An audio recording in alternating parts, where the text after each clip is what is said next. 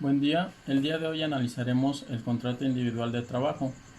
Todo acto jurídico produce consecuencias del mismo orden para quienes intervienen en su celebración, es decir, genera derechos y obligaciones.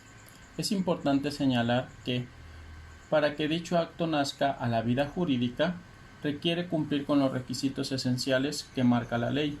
De lo contrario, no será posible su existencia en el mundo legal.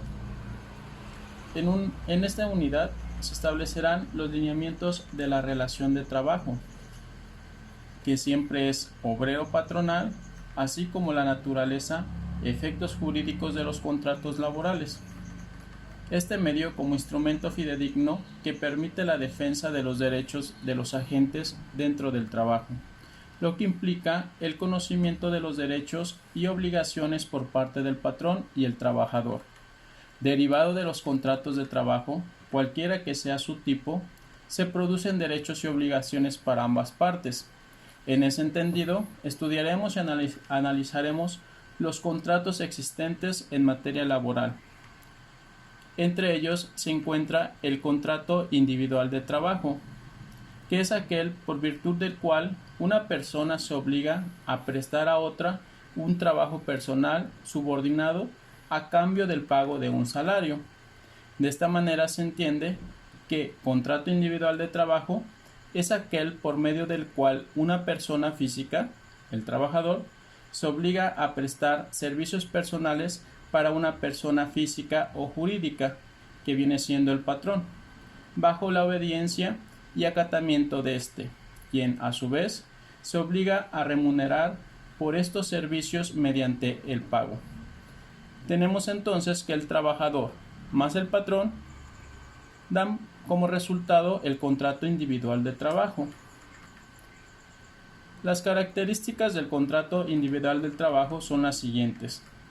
Es un contrato dirigido, porque en dicho contrato el Estado fija los límites mínimos o máximos de la relación laboral, como por ejemplo la jornada de trabajo y la remuneración, con la finalidad de nivelar la desigualdad entre ambas partes. Es un contrato bilateral, pues genera obligaciones para ambos contratantes. Es un contrato oneroso, ya que ambas partes obtienen una utilidad mutua de su contraparte. Es un contrato conmutativo, pues las prestaciones que implica se entienden semejantes. También es un contrato de tacto sucesivo, ya que las obligaciones adquiridas por las partes se cumplen sucesivamente en el transcurso de la duración del contrato. Es un contrato consensual, pues con el hecho de manifestar su voluntad las partes, éste se realiza. Finalmente, es un contrato normado porque la mayor parte de su contenido es obtenido de fuentes externas como leyes, disposiciones administrativas y convenios colectivos. Ahora analizaremos los elementos del contrato individual de trabajo. Con base a los elementos de la relación laboral, resulta lógico determinar los elementos del contrato individual de trabajo.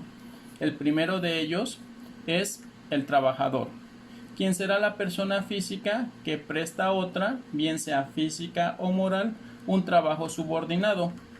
El segundo elemento subjetivo será el patrón, que resulta ser la persona física o moral que emplea los servicios de uno o más trabajadores.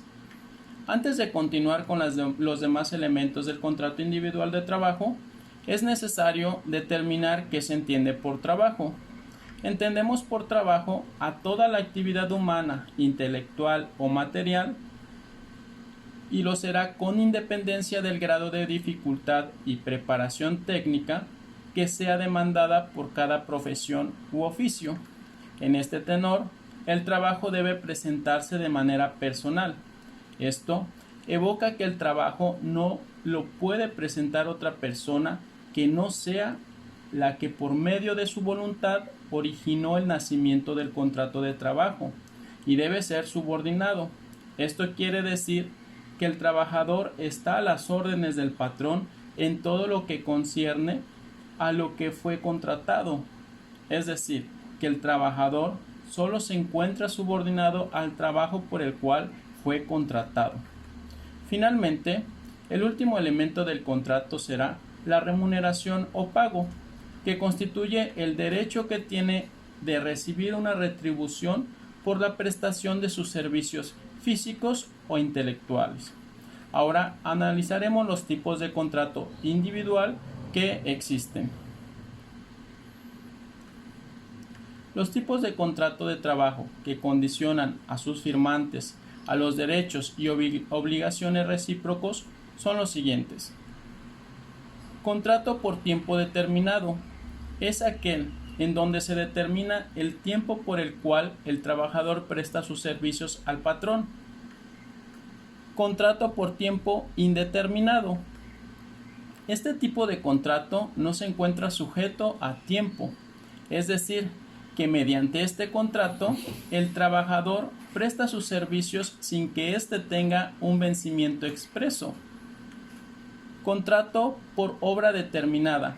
Este tipo de contrato se da cuando un trabajador es contratado por el patrón únicamente por una obra en específico, por ejemplo, la construcción de una casa habitación. Contrato por obra indeterminada. Este tipo de contrato le expresa al trabajador que su trabajo será por cuantas obras tenga que realizar o elaborar, sujetándolo únicamente a la terminación de la o de las obras en concreto. Contrato por temporada. En este contrato, el trabajador presta sus servicios durante el tiempo que dure la temporada. Por ejemplo, la cosecha de caña. Contrato eventual. Este trabajo lo desarrolla el trabajador cuando así sea necesario por parte del patrón. Ejemplo, un mecánico, una enfermera, un técnico en computación. Y finalmente el contrato por capacitación inicial y contrato a prueba.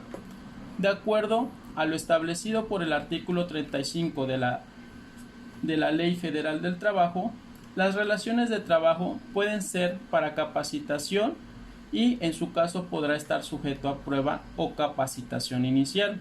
A falta de estipulación expresa, la relación será por tiempo indeterminado. Por regla general, la prueba es de un máximo de 30 días y tiene la finalidad de verificar que el trabajador contratado reúne los requisitos y conocimientos necesarios para desempeñar el puesto para el cual fue contratado, sin que dicho periodo sea prorrogable. Únicamente el periodo a prueba es de 180 días cuando el trabajador de que se trate sea contratado para ocupar un puesto de dirección, gerencial o administración de la empresa, o sus labores sean técnicas o profesionales especializadas, de acuerdo al artículo 39A de la Ley Federal del Trabajo. El periodo de prueba es el tiempo concertado por el trabajador y el empresario durante el cual cualquiera de ellos puede dar por finalizada la relación laboral sin preaviso, sin necesidad de alegar ninguna causa y sin derecho a indemnización. Tiene como finalidad, en el caso del empresario, comprobar si el trabajador está o no capacitado para desarrollar el trabajo para el cual ha sido contratado y, en el caso del trabajador, permite conocer las condiciones en las que se va a desarrollar su trabajo. Si el trabajador ya ha desempeñado con anterioridad para la empresa las mismas funciones para las que se contrata nuevamente, se entenderá suprimido el contrato y el periodo de prueba. También se considerará suprimido si no se establece expresamente este periodo en el contrato. La duración máxima del periodo de prueba depende del convenio colectivo aplicable al sector y de la categoría profesional del trabajador. Así, para los trabajadores que sean contratados por su calidad de técnicos o titulados, se establecerá un plazo de prueba de 6 meses de 3 meses para los que no lo sean en aquellas empresas de menos de 25 trabajadores y de 2 meses para el resto de los trabajadores. Durante el periodo de prueba, el trabajador tiene los derechos y obligaciones que corresponden al puesto de trabajo que desempeña, como el resto de la plantilla. De esta manera damos por concluida esta clase y esperemos la retroalimentación de sus actividades, así como las dudas que ustedes tengan sean solventadas en el grupo de WhatsApp. Tengan un buen día.